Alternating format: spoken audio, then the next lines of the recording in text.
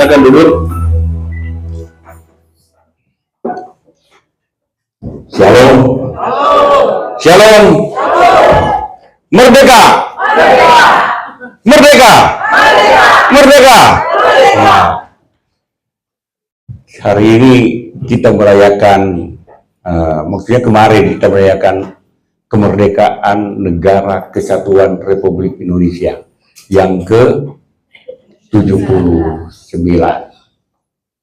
Saya duduk di depan TV dan melihat bagaimana acara itu disiapkan, dilakukan, kemudian di situ ada dilakukan satu di IKN, satu di Istana Merdeka. Jadi satu hal yang luar biasa, indah sekali pada waktu kemerdekaan itu dirayakan. Saya hanya bertanya-tanya, kalau kita sudah dimerdekakan dari kuasa dosa dan maut, kira-kira kita rayakan nggak? Atau hanya ya sudah selesai gitu ya? Pada waktu kita menyerahkan diri kepada Tuhan, kita sudah dibebaskan dari kuasa si jahat, lalu kemudian apakah kita merayakan?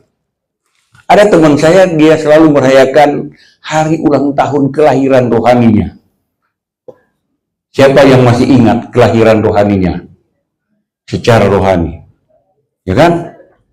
Jangan udah lupa, gitu ya. Coba bayangkan kalau kemudian kelahiran kita saja di dunia ini kita nggak tahu kapan, kita sudah lupa. Tapi ada teman saya tiap kali tanggal tertentu memang dia katakan saya lagi merayakan ulang tahun kelahiran rohani saya. Secara rohani saya dilahirkan tanggal 11 Februari 1981. Banyak di antara kita mungkin berlahir pada waktu itu. Pada waktu itu saya nakal sekali, kemudian saya suka berkelahi karena dulu pernah latihan kungfu. Kalau cuma mabuk, minum cap tikus itu hari-hari, gitu ya. Kalau datang ke kampus itu, saya di Fakultas Teknik, mungkin Pak Gembala tahu kelakuan orang-orang Fakultas Teknik gimana. Ada juga yang masih mabuk di kampus dan lain sebagainya. Tetapi pada waktu saya bertobat, terima Tuhan Yesus, saya dimenangkan. Saya dimerdekakan dari hal-hal tersebut. Dan sejak saat itu tidak pernah minum cap tikus. Tapi sekarang lagi minum-minum nih Pak. Kalau sudah bergantang, kerongkongan ini sudah mulai gatal-gatal, minum sedikit cukup di penutup botolnya saja untuk mengusir virus yang ada di ini.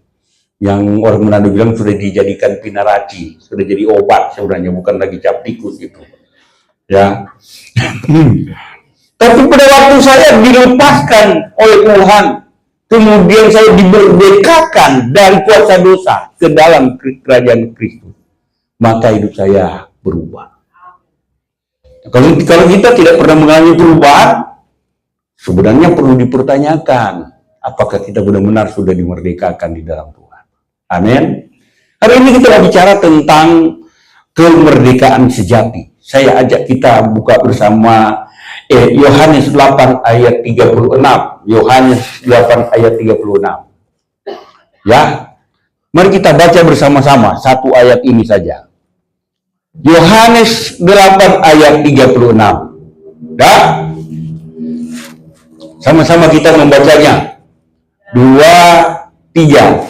Jadi apabila anak itu memerdekakan kamu, kamu pun benar-benar merdeka. Sekali lagi, 2, 3. Jadi apabila anak itu memerdekakan kamu, kamu pun benar-benar merdeka. Amin. Kita ini benar-benar merdeka kalau kita sudah dimerdekakan oleh anak itu, yaitu Kristus ya.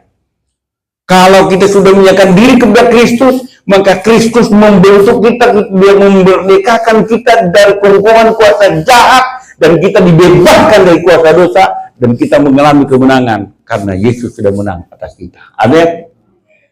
Dan menarik sekali kalau kita bicara tentang kemerdekaan, di kompleks juga, di RT juga ada perayaan kemerdekaan, di mana-mana ada perayaan kemerdekaan.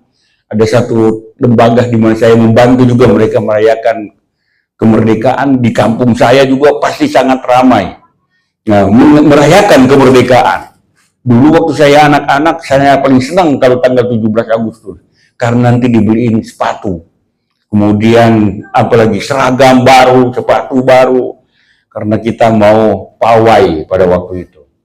Dan kemerdekaan itu sesuatu yang menyenangkan. Sesuatu yang menggembirakan. Sesuatu yang membuat kita sukacita. Karena kita telah dibebaskan dari kuasa-kuasa jahat. Ya. Nah, kalau kita bicara tentang kemerdekaan, Bapak Ibu Saudara sekalian, kemerdekaan sejati adalah suatu situasi atau kondisi di mana kita dibebaskan dari belenggu, ya, dari belenggu dosa, dari belenggu apapun. Kemudian kita dibebaskan dan kita bebas melakukan sesuatu yang tentunya sesuai dengan rancangan Dia. Ada orang kalau sakit asam urat, ya, sakit asam urat, dikatakan saya sudah bebas, saya sudah merdeka dari asam urat. Ya betul, jalannya masih lurus-lurus. Tapi kemudian kalau makan salah sedikit, makan cumi-cumi atau apa saja, mulai ngilu-ngilu dan akhirnya nggak bisa jalan. Apakah itu yang disebut dengan kemerdekaan sejati? Tidak. Kalau kemerdekaan sejati berarti kalau kita sudah dimerdekakan dari kuasa jahat, dari dosa, maka kita sudah bebas dari dosa itu sendiri. Kalau kita sudah merdeka dari rasa ketakutan, maka kita bebas dari ketakutan itu. Kita berani pergi kemana saja. Kita pergi memberitakan Injil kabar baik. Karena kita sudah dimerdekakan di dalam Dia. Kita merdeka, Bapak Ibu. Pertama, kita merdeka dari dosa. Merdeka dari dosa artinya kita merdeka dari kuasa dosa yang mengganggu kita, mengungkung kita, mengawasi kita, menekan kita. Tetapi kemudian pada waktu kita menyerahkan diri kepada Tuhan, kita merdeka. Karena dosa itu tidak lagi menguasai kita. Amin. Dosa itu tidak lagi menguasai hidup kita. Roma 6 ayat 18 mengatakan begini, kamu telah dimerdekakan dari dosa dan menjadi hamba kebenaran. Luar biasa. Semestinya setiap orang yang sudah menyatakan diri kepada Tuhan, dia dimerdekakan dari dosa dan menjadi hamba kebenaran. Kita menjadi apa yang Tuhan inginkan untuk kita lakukan di dalam kehidupan kita. Bahkan di dalam Yohanes pasal 8 ayat 36 yang tadi kita baca dikatakan, jadi apabila anak itu memerdekakan kamu, kamu pun benar-benar merdeka. Amin. Siapa yakin bahwa kita ini benar-benar sudah dimerdekakan? Angkat tangan. Saya sudah benar-benar dimerdekakan di dalam Kristus. Amin. Jadi itu yang pertama yang harus kita lihat, Bapak Ibu. Pada waktu kita berbicara tentang kemerdekaan di dalam Tuhan, ada seorang ahli mengatakan kemerdekaan sejati adalah kebebasan dari belenggu dosa dan kemampuan untuk hidup dalam kekudusan. Hanya Kristuslah yang dapat memberikan kebebasan ini. Sekali lagi, kemerdekaan sejati adalah kebebasan dari belenggu dosa dan dari kemampuan hidup dalam kekudusan. Tadinya kita menjalani kehidupan sesuai dengan kita, suka-suka kita. Ya. Tetapi di sini kita sering nyanyi lagu apa? Suka-sukamu Tuhan, bukan suka-sukamu Joni. Ya kan? Suka-sukamu Tuhan. Apa yang Tuhan mau, apa yang Tuhan inginkan, itu ya yang kita lakukan. Orang yang sudah dibenarkan dan sudah dimerdekakan dari kuasa dosa, maka dosa tidak lagi menguasai dia. Amin. Tapi kenapa Pak Pendeta kok? Ternyata juga saya pulang buat dosa, kemudian saya juga kadangkala melakukan sesuatu ya semacam sesuatu yang sebenarnya jahat di mata Tuhan. Sebenarnya kuasa dosa yang ada di dalam diri kita itu sudah dikalahkan. Tetapi kadangkala tabiat dosa itu masih ada di dalam diri kita. Kalau kita putar kipas angin dia bisa berputar kipas anginnya karena tercolok dengan si sumber tenaga listrik. Setelah kita cabut, apakah kemudian kipas itu langsung berhenti? Atau dia masih berputar? Dia masih berputar. Nanti lama-lama kemudian dia berhenti. Dosa yang ada di dalam diri kita pada waktu kita menyatakan diri kepada Tuhan sudah kalahkan, Tuhan sudah matikan akarnya, tetapi tabiatnya itu masih ada di dalam diri kita. Kita harus serang, kita harus atasi, kita harus berdoa, berpuasa, supaya akhirnya kadar yang makin lama makin habis. Kita enggak seperti pada waktu kita terima Kristus jadi putih suci dan tidak lagi pernah jadi yang lain. Dosa. Yakinlah bahwa kita telah dimerdekakan dari dosa kita. Amin. Katakan kepada teman kiri kanan, kita sudah dimerdekakan dari dosa. Kita sudah dimerdekakan dari dosa. Yang kedua, yaitu kemerdekaan untuk hidup di dalam kebenaran. Kalau tadinya kita sudah merdeka dari dosa, sekarang untuk apa kita dimerdekakan? Maka kita dimerdekakan untuk hidup di dalam kebenaran. Ya, Galatia 5 ayat 1 mengatakan begini, supaya kita sungguh-sungguh merdeka, Kristus telah memerdekakan kita. Karena itu berdirilah teguh dan jangan mau lagi dikenakan perhambaan. Kita harus berdiri teguh. Memang ada tantangan yang datang di dalam perjalanan hidup kita. Ada persoalan yang kita hadapi di tengah-tengah perjalanan hidup kita. Tetapi firman Tuhan katakan kita harus tetap berdiri teguh. Ya, kita tetap berdiri teguh di dalam Dia. Bahkan di dalam 2 Korintus 3 ayat 17 mengatakan sebab Tuhan adalah roh. Dan di mana ada roh Allah, di situ ada kemerdekaan. Amin. Kalau kita ada roh Allah, firman Tuhan katakan di situ ada kemerdekaan. Kenapa kita kalah? Karena kita seringkali menjalani kehidupan kita seturut dengan kehendak kita sendiri. Roh Allah itu tidak menguasai kita. Pada waktu kita terima Kristus, Kristus ada di dalam hidup kita. Kadang-kala dia menguasai hati kita, kadang-kala kita yang menguasai hati kita. Sehingga kita membutuhkan roh Allah untuk terus menuntun kita supaya Kristus terus menerus menguasai hidup kita. Martin Luther dia berkata begini, seorang Kristen adalah orang yang paling bebas dari segala sesuatu.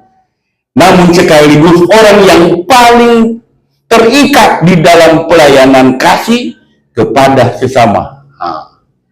Maksudnya begini, pada waktu kita sudah dibebaskan, ceritakan dong kebebasan yang Tuhan berikan itu kepada teman-teman di sekitar kita. Kita mau rayakan Natal tanggal 22.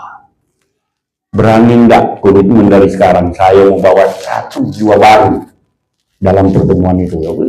Sedikit ya 1 ya, 2 atau 3 supaya target 200 orang itu tercapai. Amin. Itu yang Martin Luther maksudkan. Kita ceritakan tentang karya Allah. Kita sulit mungkin membawa dia. Oke, berdoa supaya tanggal 22 nanti saya membawa orang ini ke gereja. Amin.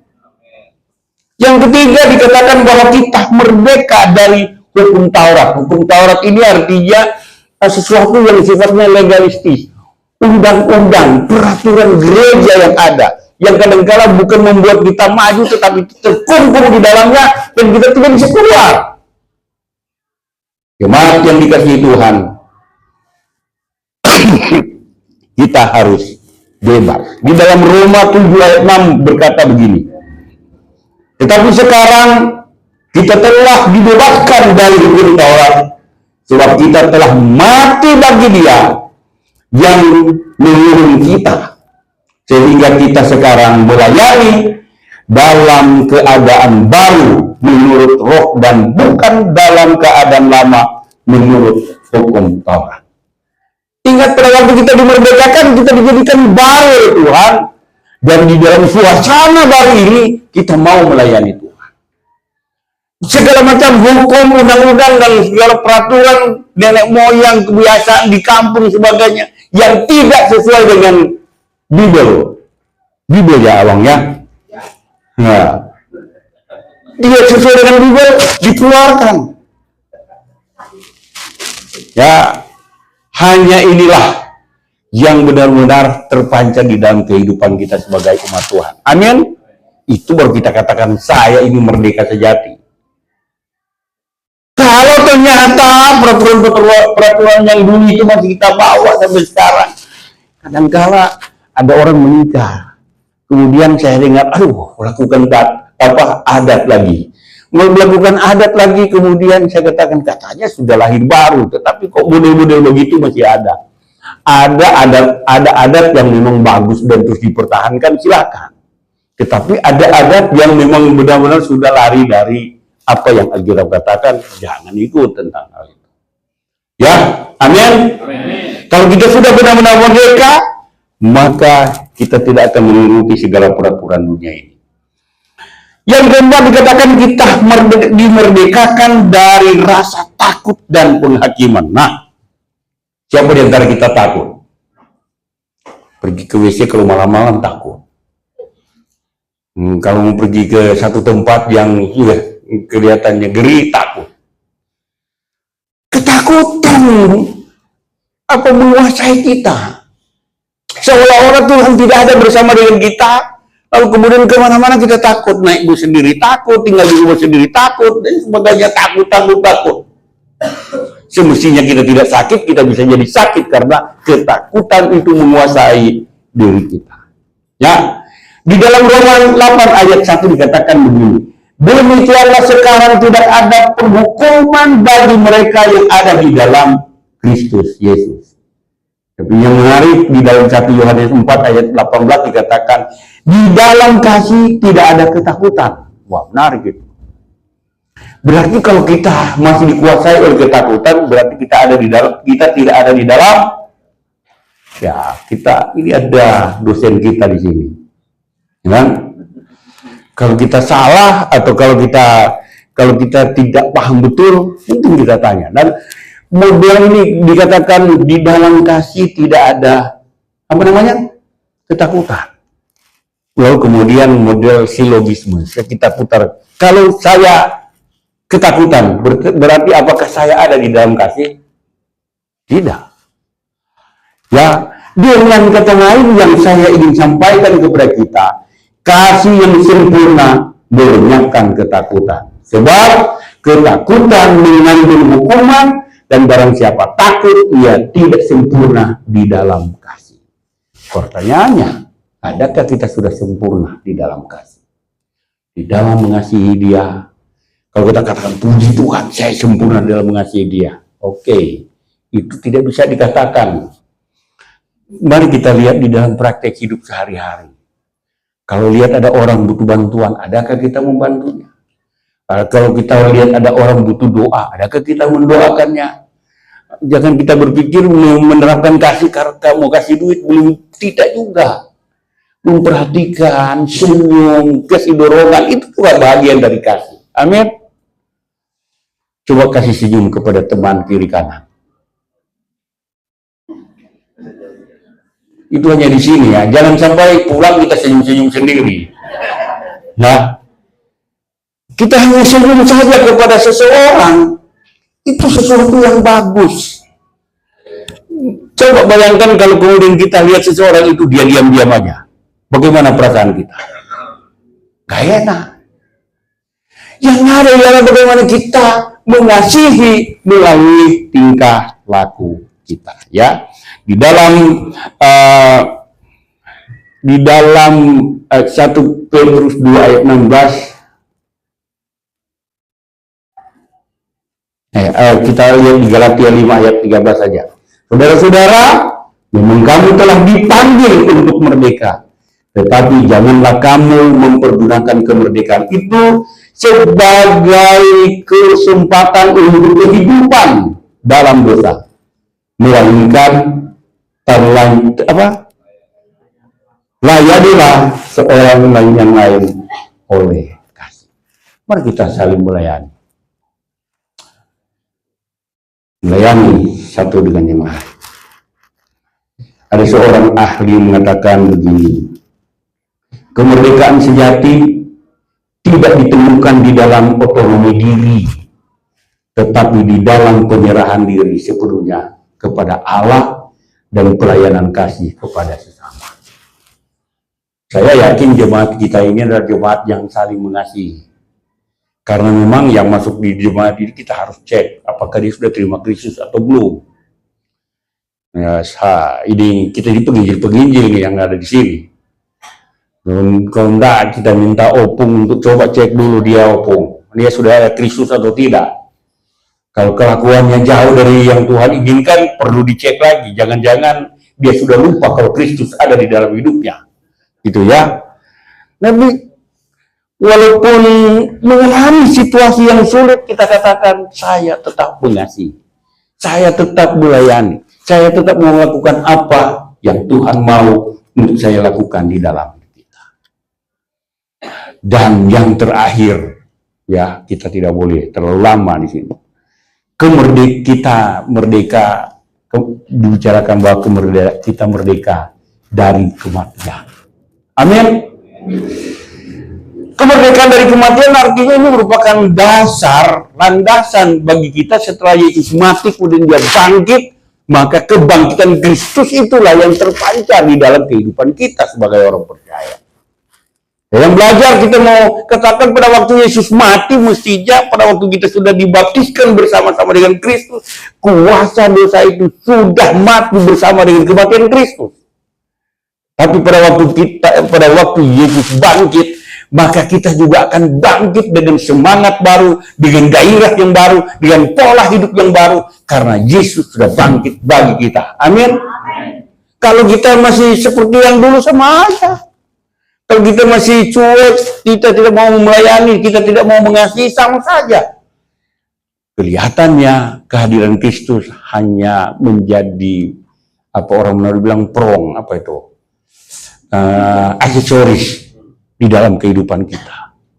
Hanya kita katakan kita pakai kayu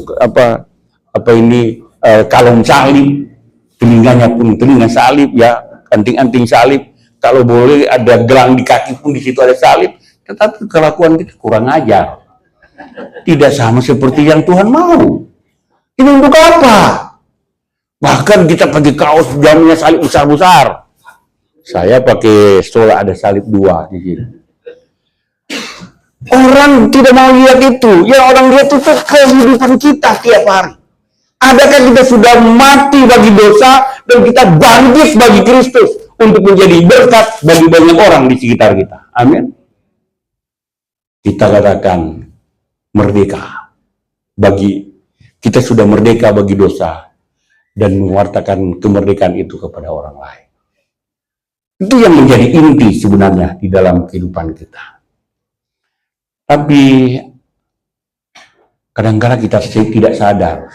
Saya tidak akan mengulaskan lebih jauh, tapi saya hanya sampaikan inti-intinya. Kenapa sih kadang-kadang kita tidak sadar bahwa kita ini sudah dimerdekakan? Dan kemerdekaan sejati itu sudah ada di dalam diri kita. Yang pertama, kurangnya pemahaman tentang kebenaran Injil. Semua di sini ikut kelas SC? Ikut enggak? Tidak semuanya? Hah? Orang tidak ikut ya? Jangan sampai orang dari gereja lain dapat berkat, kita sendiri pelaksana kita sudah dapat berkat.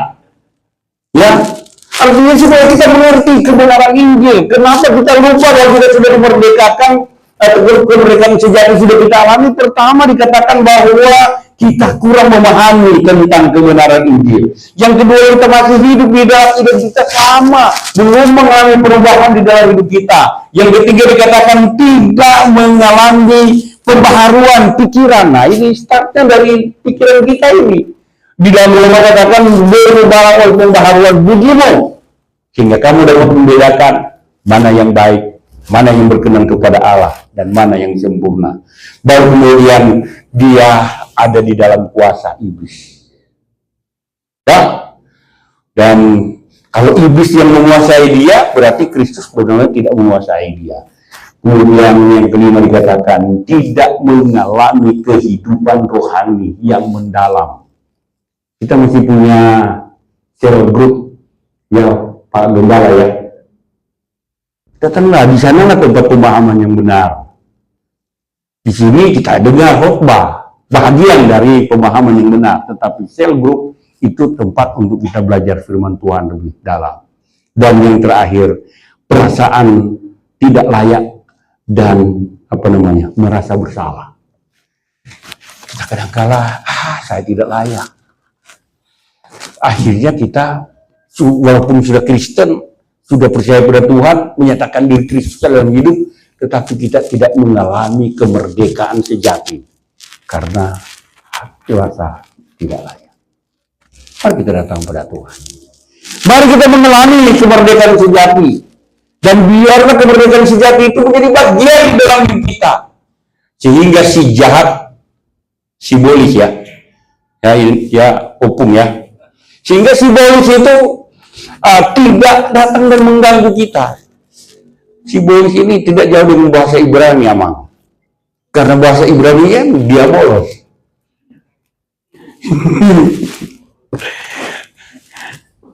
Jadi dia langsung mengganggu kita. Kalau godaan-godaan seperti itu datang di dalam kehidupan kita, kita katakan, iblis, saya sudah merdeka secara sejati. Jangan ganggu saya. Amin. Yang setuju katakan yes. Yang setuju katakan yes. Yang setuju katakan yes. Saya pikir saya ini belum dituntut training, Pak. Padahal ini kebaktian minggu. Ya, saya mau beritahu supaya kita semangat. Jangan kita hidup berhubungan pikir sana pikir seperti orang yang ada di dalam tekanan, orang ada di dalam persoalan yang tidak dapat diselesaikan. Apapun persoalanmu, apapun masalahmu, kalau kita datang ke Tuhan, Tuhan dapat menyelesaikan persoalan kita. Amin. Mari kita tepuk tangan bagi Tuhan. Orang yang mengalami kemenangan sejati, kemerdekaan sejati, dia tahu kepada siapa dia harus datang dan menghadap. Walaupun sulit, mungkin juga tidak makan. Ya, puasalah kadang-kala puasa terpaksa. Tapi yang saya mau beritahukan kepada kita ialah, mari kita terfokus pada Tuhan yang menjadi sumber kemerdekaan sejati kita. Amin. Saya mau ajak kita bangkit berdiri. Kita mau nyanyi atau kita mau berdoa secara pribadi. Kita mau katakan, Tuhan ini saya. Tuhan ini saya. Tuhan pimpin saya. Tuhan kuasai saya. Tuhan ajari saya. Mari kita secara pribadi berdoa. Berdoa secara pribadi. Mengingatkan diri kita bersyukur untuk kemerdekaan sejati yang Dia berikan kepada kita. Mari kita berdoa.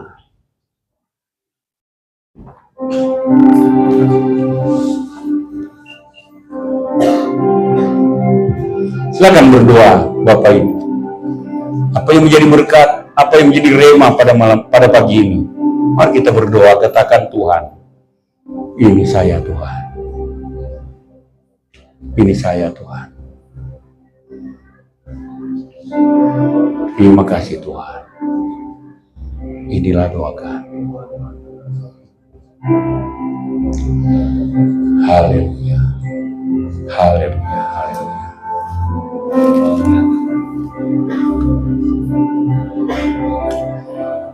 Engkau dengar doa kami Bapa, dalam putra-Mu yang tunggal Tuhan Yesus. Kami mau datang padamu dan berdoa. Kami menyerahkan hidup kami lebih sungguh lagi kepadamu.